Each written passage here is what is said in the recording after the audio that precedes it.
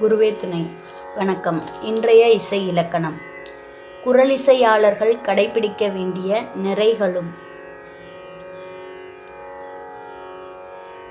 தவிர்க்க வேண்டிய குறைகளும், அதாவது காயக குணங்களும் தோஷங்களும். காயகர் என்றால் பாடகர் என்று பொருள். ஒரு பாடகர் எப்படிப்பட்ட குணங்களை பெற்றிருக்க வேண்டும் என்றும், குறைகளையும் குற்றங்களையும் எப்படி தவிர்க்க வேண்டும் என்றும் அறிந்து கொண்டு கவனமுடன் பயிற்சி செய்ய வேண்டும். கடைபிடிக்க வேண்டிய நிறைகள் அல்லது நெறிகள்: தெளிவான இனிமையான உயிரோட்டமுள்ள குரலை பெற்றிருக்க வேண்டும். உறுதியான ஸ்ருதி ஞானமும் ஸ்வர ஞானமும் ராக ஞானமும் தாள ஞானமும் பெற்றிருக்க வேண்டும். ஸ்ருதி தாளம் விலகாமல் பாட வேண்டும். நல்ல கற்பனை இசை வளம் பெற்றிருக்க வேண்டும். இசையில் ஞானமும் முழுமையாக பெற்றிருக்க வேண்டும்.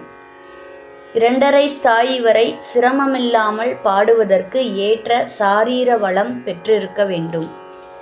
பொதுவாக அழுத்தமான சாரீரமே விரும்பத்தக்கது. தான் விரும்பிய ஸ்வர கோர்வைகளை பளிச்சென்று வெளிப்படுத்தக்கூடிய சாரீர பேறு பெற்றிருத்தல் வேண்டும். கமகங்களை விவரமாக பாடும் வல்லமை பெற்றிருத்தல் வேண்டும். இசை நிகழ்ச்சியின் ஆரம்பத்தில் இருந்து இறுதி வரைக்கும் குரலின் வன்மை குன்றாதிருத்தல், களைப்படையாமல் இருத்தல் வேண்டும். முகமலர்ச்சியுடன் அமைதியாக பாடுதல், அதாவது தன்னம்பிக்கையுடன் பாடுதல் வேண்டும். சங்கதிகளும் துரிதகால பிரயோகங்களும் விவரமாக கேட்கும்படி பாட வேண்டும்.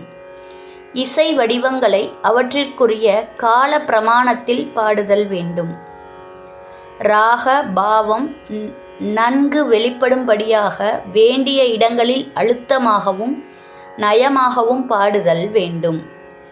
சாகித்ய சொற்களை நன்றாக உச்சரித்து சொற்களின் பொருளை நன்றாக உணர்ந்து பாடுதல் வேண்டும்.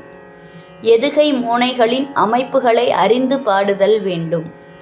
விரிவான பாடாந்திரத்தை பெற்றிருத்தல் வேண்டும்.